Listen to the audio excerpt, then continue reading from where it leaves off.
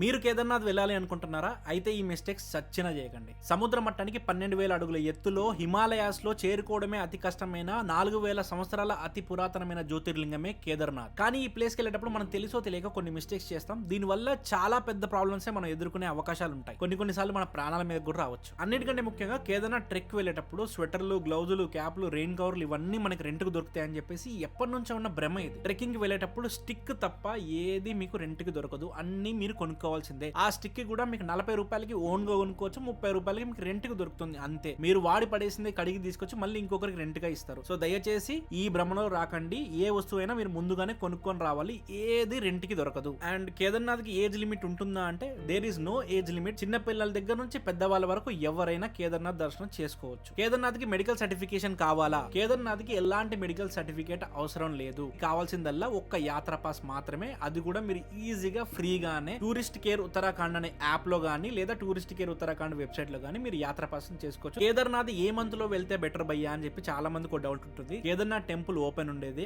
6 నెలలు. July August లో వర్షాలు పడతాయి. మోస్ట్లీ నేనైతే రికమెండ్ చేయను. 6 నెలల్లో మనకి సేఫ్ గా హ్యాపీగా అటెండ్ అయ్యే మంత్స్ వచ్చేసి 4 మంత్స్ అనమాట. మే, జూన్, సెప్టెంబర్, అక్టోబర్. కానీ కేదార్నాథ్ వెదర్ అనేది అన్ప్రెడిక్టబుల్. ఎప్పుడు ఎలా ఉంటుందో చెప్పలేము. సో నా నమ్మకం అయితే కేదార్నాథ్ మనం వెళ్ళాలనుకుంటే వెళ్ళలేము. ఆయన పిలిస్తే మనం వెళ్తాం. మన కేదార్నాథ్ ట్రెక్కింగ్ లో హైట్ పెరిగే కొద్దీ మనకు ఆక్సిజన్ అందదు కదా. కర్పూరం ముక్కు దగ్గర పెట్టుకుని పీల్చుకుంటే మనకు ఆక్సిజన్ వస్తుందా అని చెప్పేసి చాలా మంది అనుకుంటారు. దయచేసి ఈ మిస్టేక్ చేయొద్దు. మీ ప్రాణాల మీదకే రావచ్చు. కావాలంటే ఈ వీడియో చూడండి. పోలీసులు, ఆర్మీ వాళ్ళు కూడా ఉన్న కర్పూరాన్ని పెద్దవాళ్ళ దగ్గర నుంచి తీసి పడేస్తారు. అది ఎందుకు పనికిరాదు. అది జలుబు చేసినప్పుడు ఉపశమనానికి మాత్రమే ముక్కులు తెరుచుకోవడానికి పనిచేస్తుంది. కానీ మీ ఆక్సిజన్ అనేది లంగ్స్ కావాలి. సో ఆక్సిజన్ అనేది యూజ్ చేయాలి మనం. అన్న కేదార్నాథ్ ట్రెక్కింగ్ చేసేటప్పుడు మనకు అసలు ఏ నెట్వర్క్ పనిచేయదంట కదా, నిజమా అంటే don't worry guys. Airtel, Jio, BSNL ఇవన్నీ కూడా మనకి ఏదైనా ట్రెక్కింగ్ ఆన్ ది వేలో అండ్ టెంపుల్ దగ్గర అయితే 5G నెట్వర్క్, టెంపరీ టవర్స్ అంటారు వాటిని. సో అవి కూడా ఉంటాయి. కొన్ని ప్లేసుల్లో 1 కిలోమీటర్ డిస్టెన్స్ ఒకవేళ నెట్వర్క్ పోయినా కొంచెం ముందుకెళ్ళిన తర్వాత మీకు నెట్వర్క్ వస్తుంది. ఎవరు కంగారు పడాల్సిన అవసరం లేదు. అండ్ ఆల్సో ప్రీపెయిడ్ సిమ్స్ కూడా పనిచేస్తాయి. ఈ కశ్మీర్ అండ్ లదాఖ్ లాగా మనం పోస్ట్ పెయిడ్ సిమ్ లాంటివి తీసుకోవాల్సిన అవసరం లేదు. ఇక్కడ ప్రీపెయిడ్ అయినా ఇండియాలోది మీకు 100% పనిచేస్తుంది. అండ్ అన్నిటికంటే ఇంపార్టెంట్ ఎన్ఆర్ఐస్. ఎవరి దగ్గర అయితే ఆధార్ కార్డు లేదో మాకు యాత్ర పాస్ అవుతుందా, మేము కేదార్నాథ్ విజిట్ చేసే అవకాశం మాకు దొరుకుతుందంటే 100% యాత్ర పాస్ వెరిఫికేషన్ కి ఓటర్ ఐడి,